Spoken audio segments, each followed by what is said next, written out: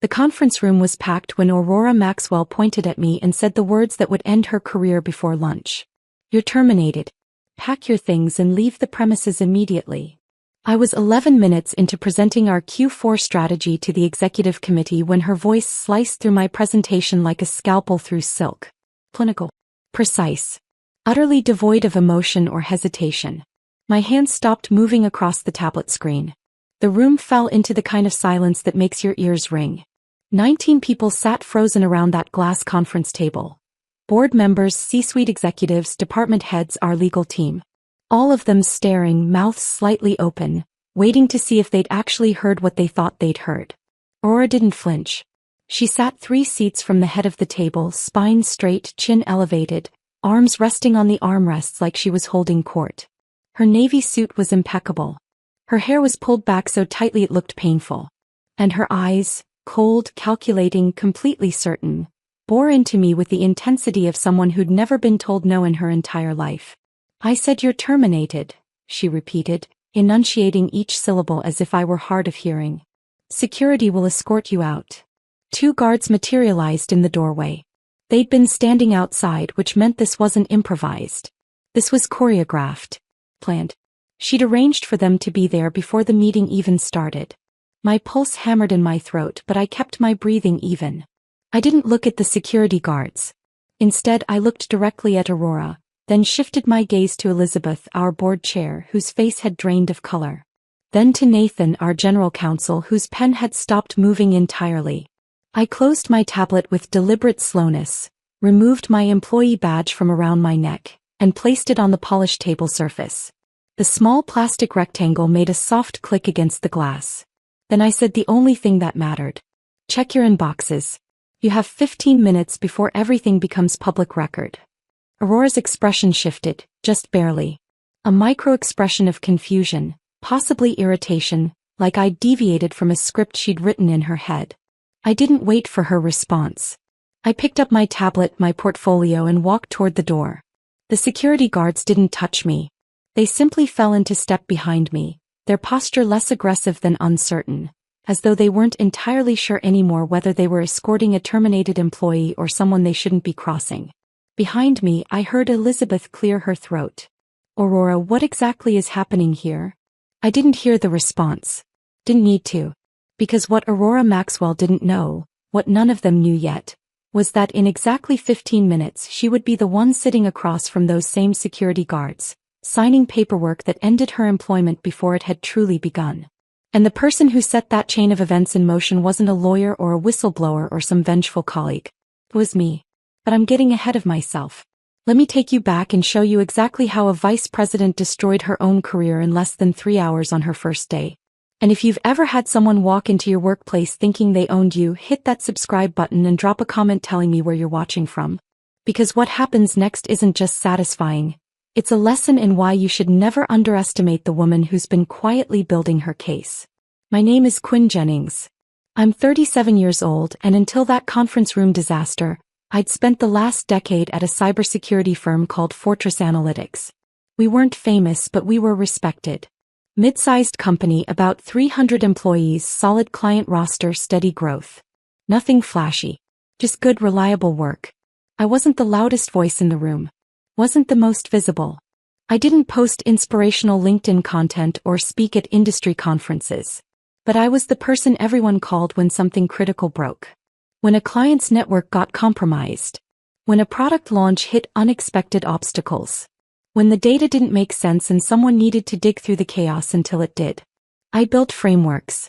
I fixed broken processes. I turned disasters into manageable problems. That was my value. Not in the spotlight, but in the unglamorous, essential work that kept everything running when nobody was looking. Fortress had been through changes over the past 18 months. Our founder and CEO Alan had stepped down to spend more time with his family. The board brought in a replacement who lasted 9 months before admitting the role wasn't a good fit. Then they promoted our CFO, a steady man named Raymond who'd been with us since we were a startup operating out of a warehouse. Raymond was competent. Not a visionary, not a fire-breathing motivational speaker, just solid and trustworthy. He let people do their jobs. He stayed out of unnecessary politics. The company ran smoothly under his leadership. But the board wanted more. They wanted aggressive expansion. They wanted to break into enterprise clients.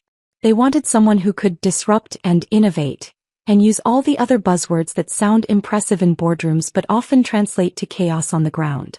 So they hired Aurora Maxwell. She came from a high-growth tech company that had recently gone public.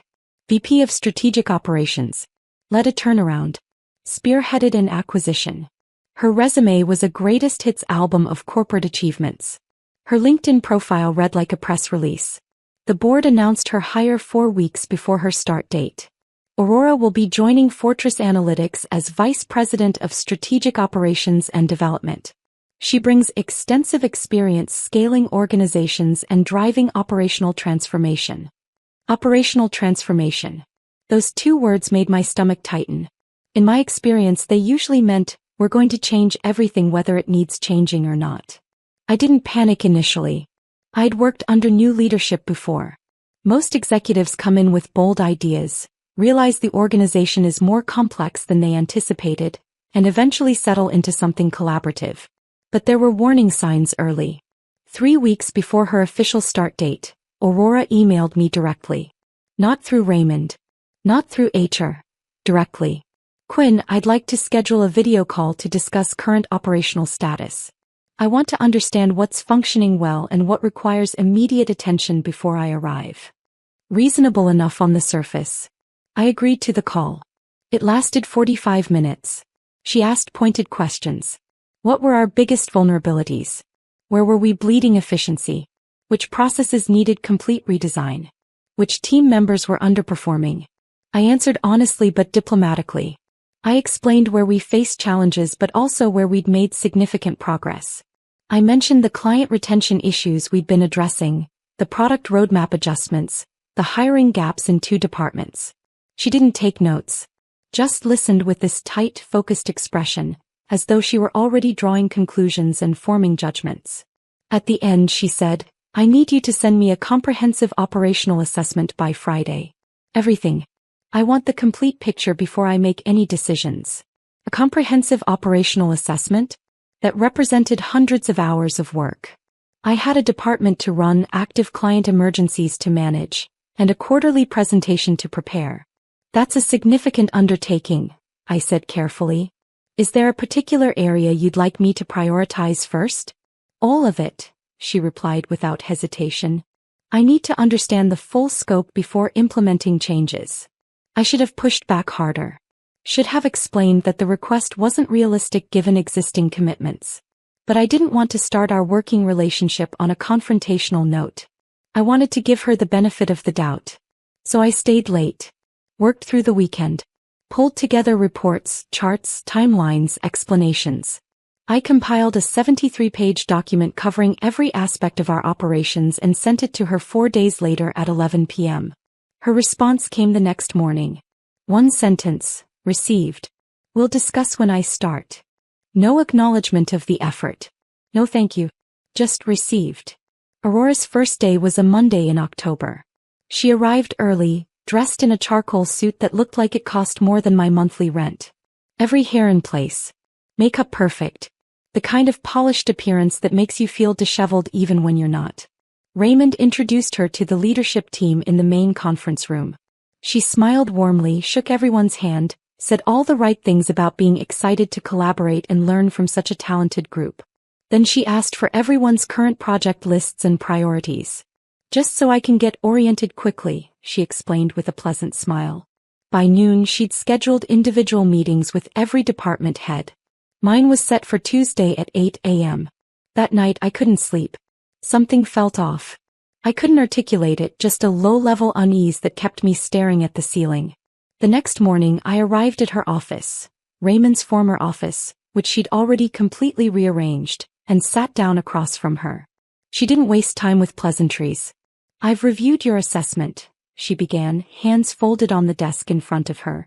And I have significant concerns. I waited. Your frameworks are outdated. Your team structure is inefficient. Your client management protocols are inconsistent. And based on everything I've reviewed, you're not equipped to scale this organization the way we need to. The words landed like physical blows. Not because she raised her voice, but because they were delivered with absolute certainty, as though she'd reached these conclusions before I'd even walked through the door. Can you give me specific examples? I asked, keeping my tone neutral. Your incident response system relies too heavily on manual processes. Your communication protocols vary by team member instead of following a standardized approach. And you've allowed critical skill gaps to persist for months without addressing them. I took a slow breath. Some of those gaps exist because of budget constraints, not process failures. We've been operating with reduced headcount in. I'm not interested in justifications, she interrupted. I'm interested in solutions. There was the line that tells you everything you need to know about how this person operates. They're not here to collaborate. They're here to dominate. I'm not offering justifications, I said calmly. I'm providing context so you understand the full picture. She leaned back in her chair, arms crossing over her chest. Quinn, I need to know right now whether you're going to be part of the solution or part of the obstacle. I stared at her. Part of the obstacle. After 10 years of building this department from 3 people to 30. After countless weekends and late nights. After missed dinners and canceled plans to keep clients happy and systems running.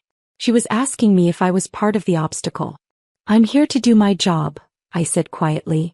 The same job I've been doing successfully for a decade. Good, she replied, though her tone suggested skepticism. Then I expect full cooperation as I implement the changes we need over the next 30 days. She didn't ask for my input. Didn't ask what I thought would work or what I'd learned from 10 years of experience. Just told me to cooperate with her changes. I left that meeting with a cold, heavy feeling in my chest. Not anger exactly. Something more like grim recognition. I'd seen this pattern before.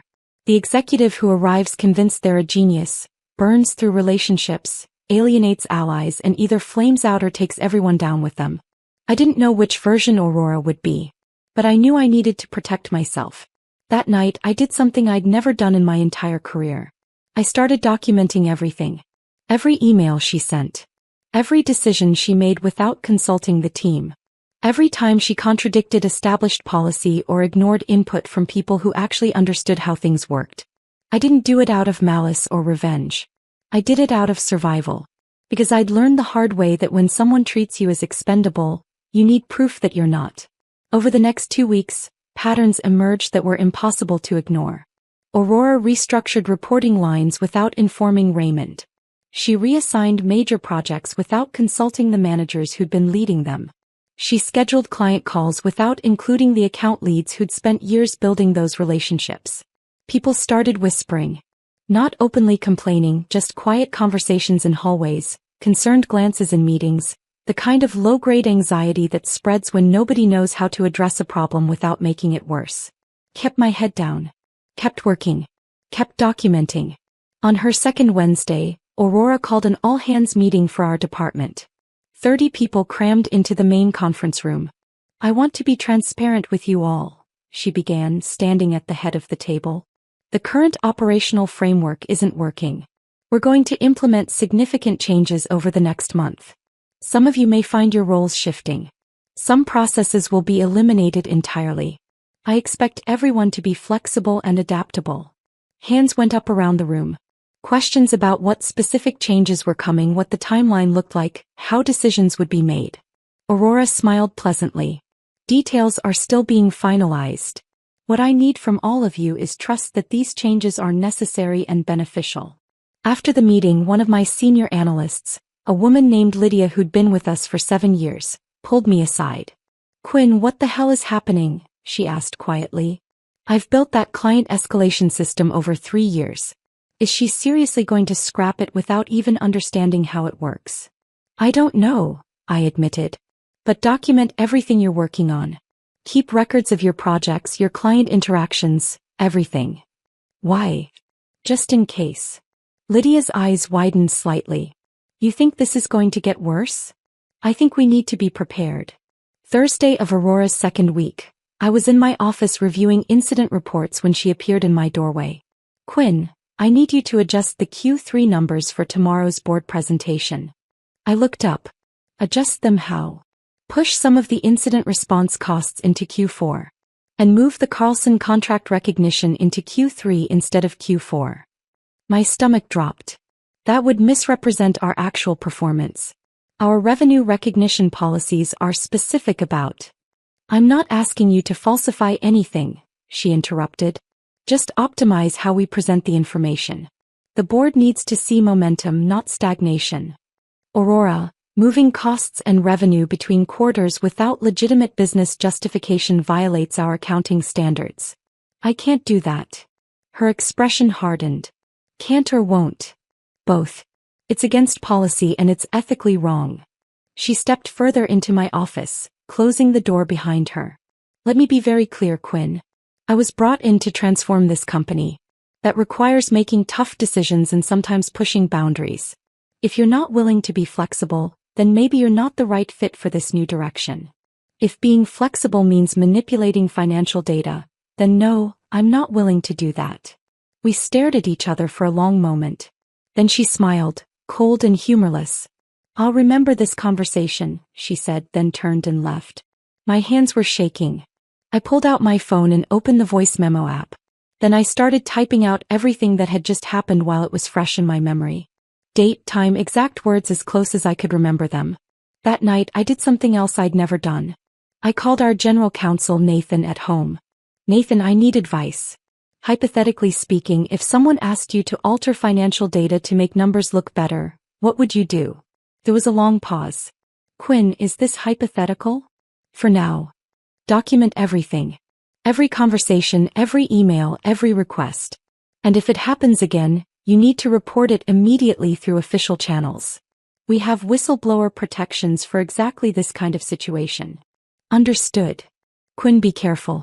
If someone's pressuring you to do something unethical, they're already crossing lines.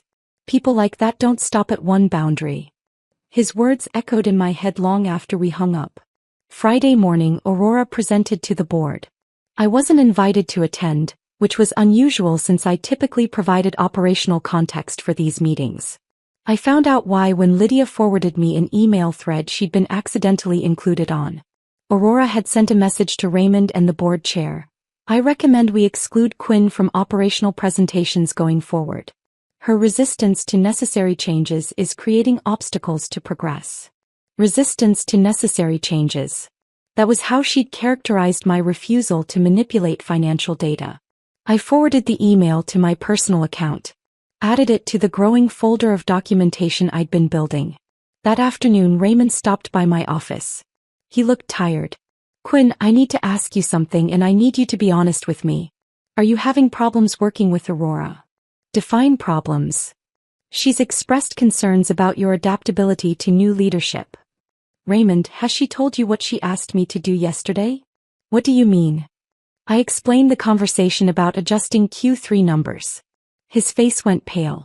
She asked you to do that? Yes. I refused. Now apparently I'm resistant to change. He rubbed his face with both hands. Quinn, I need you to document that conversation. Write up exactly what she said when she said it and send it to Nathan. I already have it documented. Good. Because if she's asking people to manipulate financial data on week 2, I'm extremely concerned about what else she might do. Raymond, I think she's building a case to fire me. He met my eyes. Then we need to build a better case to protect you. And possibly to protect the company from her. The following Monday, Aurora scheduled a meeting with me, Raymond, and Nathan. The agenda simply said, Organizational Restructuring Discussion. We gathered in a small conference room. Aurora had printed packets for each of us. I've developed a restructuring plan for the operations department, she announced. It will improve efficiency by 30% and reduce costs by eliminating redundant roles. I opened the packet. My stomach turned to ice. The plan eliminated 5 positions in my department. 3 of them were senior analysts who'd been with the company for over 5 years. The rationale listed for each termination was vague. Role redundancy, or skill set misalignment. But there was something else. Buried on page 4, Director of Operations role to be dissolved. Responsibilities to be redistributed to VP of Strategic Operations and Development. She was eliminating my position. Aurora, Raymond said slowly, this is a significant change. Have you consulted with HR about the legal implications of these terminations? I've reviewed our employment contracts. We're well within our rights. That's not what I asked, Raymond replied, his voice taking on an edge I'd rarely heard. Have you consulted with HR? I'm consulting with you now. Nathan leaned forward. Aurora, restructuring plans of this magnitude require board approval.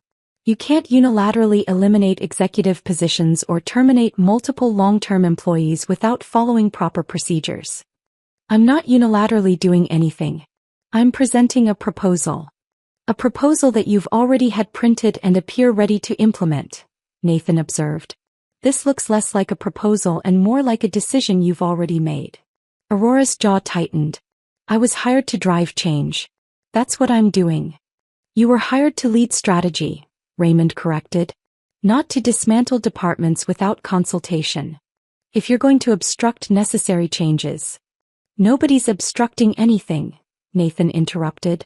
We're explaining the legal and procedural requirements you need to follow. If you want to move forward with this plan, it needs to go through proper channels. HR review, legal review, and board approval.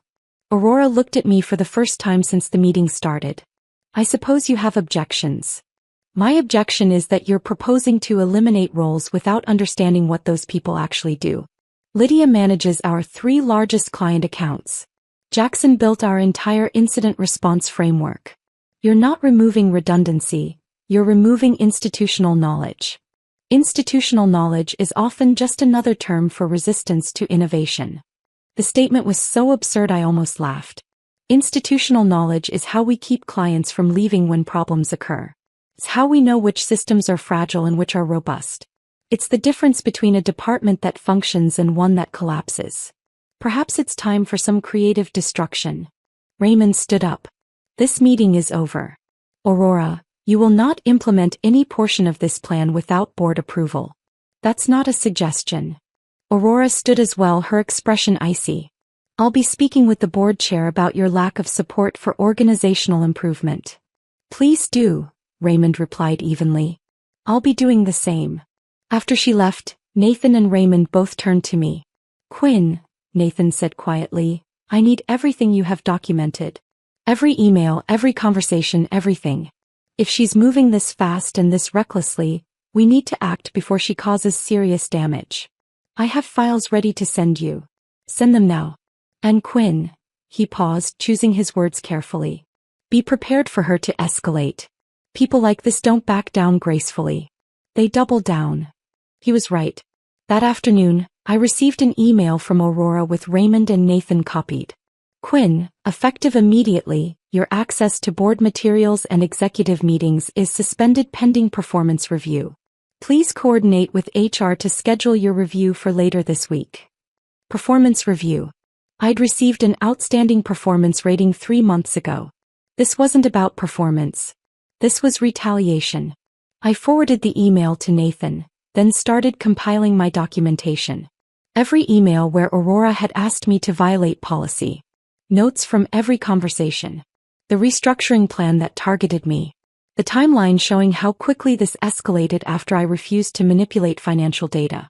I sent it all to Nathan in a secured file with a detailed summary document.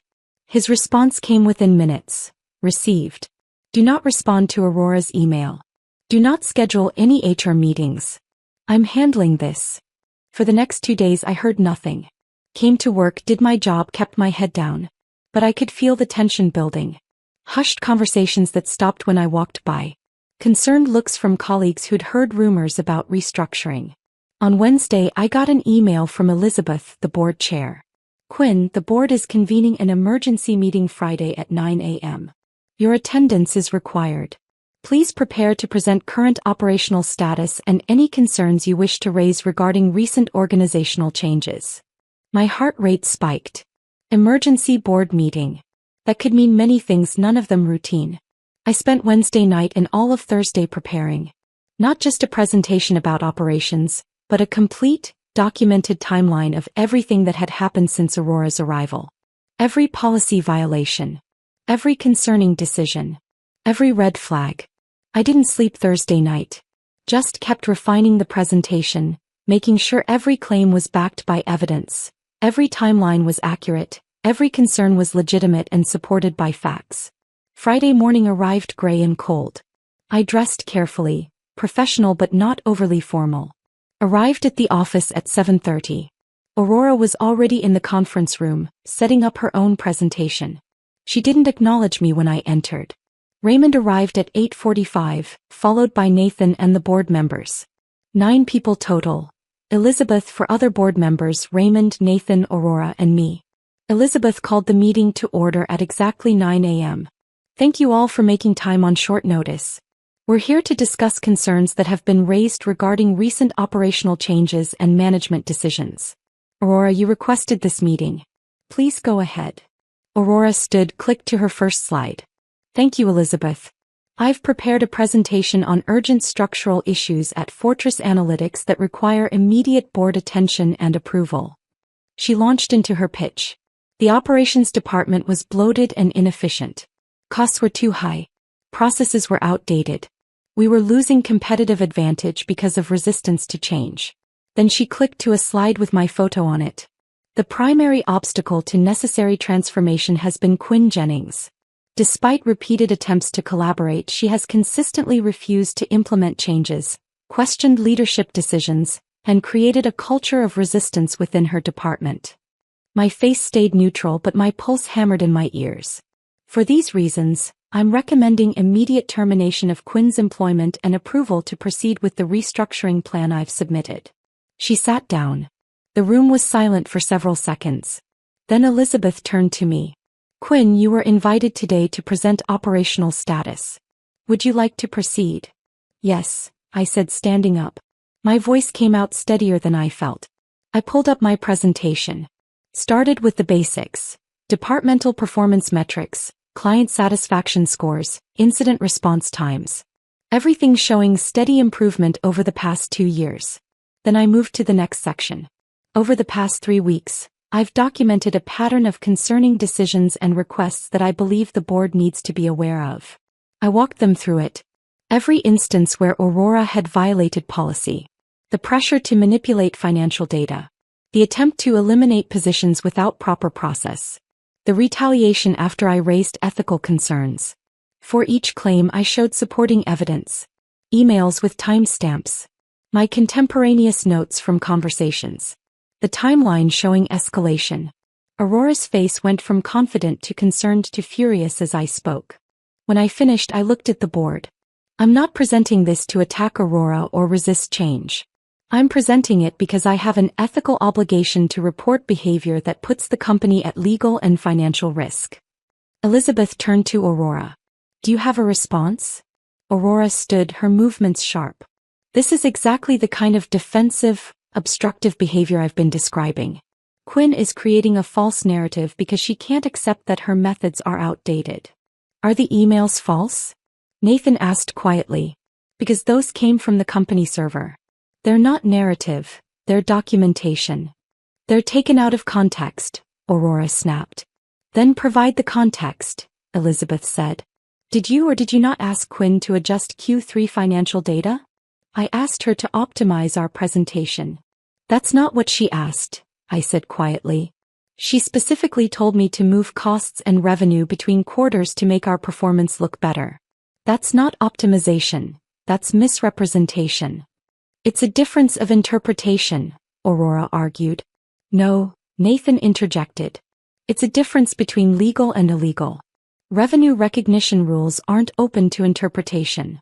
One of the board members, a woman named Charlotte, leaned forward. Aurora, did you review our employment contracts and restructuring procedures before developing your termination plan? I reviewed the relevant policies. Because according to our counsel, your plan violates multiple sections of our handbook and potentially several employment laws. Aurora's confidence flickered. I was acting in the company's best interest. That's not your call to make unilaterally, Elizabeth said firmly. Raymond, Nathan, I'd like you to remain. Aurora and Quinn, please wait outside while the board discusses this matter. We filed out into the hallway. Stood on opposite sides, not speaking. 20 minutes passed. 30. 45. My phone buzzed. A text from Lydia. What's happening? Rumors are flying. I didn't respond. Just waited. Finally, the conference room door opened. Elizabeth emerged, her expression grave. Quinn, please come back in. Aurora, please wait. I walked back into the room. The board members' faces were serious but not hostile. Elizabeth spoke first. Quinn, the board has reviewed the documentation you provided as well as the concerns raised by our general counsel. We want to be clear, you are not being terminated. Aurora's recommendation has been rejected. Relief flooded through me, but Elizabeth wasn't finished. Furthermore, we're launching a formal investigation into the matters you've raised. Nathan will be leading that investigation with support from an external firm. We take these allegations extremely seriously. Charlotte added, we also want to apologize. You should never have been put in the position of having to document unethical requests or defend yourself against retaliation for doing the right thing. What happens now? I asked. Now we speak with Aurora, Elizabeth said. You're free to return to your normal duties. Raymond will be acting as interim head of all operations while we sort this out. I nodded and left the room. In the hallway, Aurora was pacing, her phone pressed to her ear. She glanced at me as I passed, her expression unreadable. I went back to my office, closed the door and sat down at my desk. My hands were shaking. I'd just presented evidence against a vice president to the board of directors. I'd either saved my career or ended it. 30 minutes later, I heard raised voices from the direction of the conference room. Then silence. An hour after that, Aurora walked past my office with a security guard. She wasn't in handcuffs or anything dramatic. Just walking with the guard toward the exit, carrying a small box of personal items. My phone rang. Raymond. Quinn, can you come to my office? I found him sitting behind his desk, looking exhausted but relieved. Aurora's employment has been terminated effective immediately, he said. The board found sufficient evidence of policy violations and unethical conduct to justify termination for cause. That was fast. When you have someone on record asking an employee to manipulate financial data, things move quickly. The board couldn't risk keeping her on even during an investigation. What happens to the restructuring plan? Scrapped entirely. In fact, the board wants to discuss promoting you to VP of Operations. They were impressed by how you handled this situation, documenting everything, following proper channels, protecting the company even when it put your job at risk. I sat back processing. I didn't do it to get promoted. I did it because it was the right thing to do. I know. That's exactly why they want to promote you. The formal offer came the following week. VP of Operations. Significant salary increase. A seat on the executive leadership team. I accepted. The investigation that followed uncovered additional issues. Aurora had inflated her credentials during the hiring process. 2 of her references had been people she'd paid to provide positive recommendations. Her successful turnaround at her previous company had actually been a disaster that led to massive layoffs and eventual sale of the division she'd run. She'd been good at crafting a narrative, just not good at the actual work. The board issued a company-wide statement apologizing for the disruption and reaffirming their commitment to ethical leadership. They didn't name Aurora specifically, but everyone knew what it was about. Over the next several months, I focused on rebuilding trust within the department. Had individual meetings with every team member. Listened to their concerns about what they'd witnessed and how they'd felt during those chaotic weeks. Lydia pulled me aside one day. Quinn, I need to tell you something. When Aurora was here, she called me into her office and asked me to document any mistakes you made. Wanted me to report back to her about your performance. What did you do? Told her I don't spy on my colleagues. She said I was being difficult and that my loyalty was misplaced. You never told me. I didn't want to add to your stress. But I want you to know, there were a lot of us who saw what was happening. Who knew it was wrong. We just didn't know what to do about it. You did the right thing by not participating, I told her. That took courage. 6 months later, Fortress Analytics hit every performance target we'd set. Revenue grew by 18%. Client retention improved to our highest rate in 5 years. Employee satisfaction scores climbed significantly. I led a presentation to the board showing our progress. Elizabeth stopped me afterward. Quinn, I need to apologize again for what happened with Aurora. We failed in our due diligence during her hiring. We got dazzled by credentials and didn't dig deep enough into her actual track record. We all make mistakes, I said. What matters is how we respond when we realize them. That's generous. But I want you to know, the board has learned from this. We've completely revamped our executive hiring process. And we've implemented stronger protections for employees who raise ethical concerns. That's good to hear. She smiled. You could have handled this differently, you know. Could have just kept quiet, let her implode on her own, protected yourself without sticking your neck out. That's not who I am. I know. That's exactly why you're the right person for this role. A year after Aurora's termination, I received a LinkedIn message from her. I know you orchestrated my firing. I hope you're satisfied with destroying someone's career over a misunderstanding. Some of us are trying to make real change and people like you just get in the way. I read it twice. Then I closed it without responding. She didn't get fired because I orchestrated anything. She got fired because she broke rules, pressured people to break them with her, and tried to eliminate anyone who wouldn't comply. I didn't destroy her career. She destroyed it herself the moment she decided ethics were optional. I just made sure there was documentation. 2 years later, I'm still at Fortress Analytics. Still leading the operations team. Still showing up every day doing the work, solving problems, building systems that actually function. Aurora's name occasionally pops up in my LinkedIn suggestions. She's moved through 3 different companies since leaving Fortress, staying at each for less than 6 months. The pattern is visible if you know what to look for. Meanwhile, the team I lead has grown from 30 people to 50. We've expanded into new markets. We've built frameworks that other companies now try to emulate. Me. I sleep well at night knowing that when someone tried to force me to choose between my job and my integrity, I chose correctly. Aurora Maxwell tried to fire me on her first day. 3 hours later, she was the one being escorted out by security. And the quiet woman who'd been taking notes? She's now the one sitting in the executive chair, leading the team she fought to protect. Because here's the truth they don't teach you in business school. Credentials and confidence can get you in the door. But character and competence are what keep you in the room. Aurora had the first 2. I had the last 2.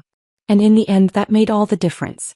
If you've ever had to stand up to someone who thought they were untouchable, drop a comment and let me know how it turned out.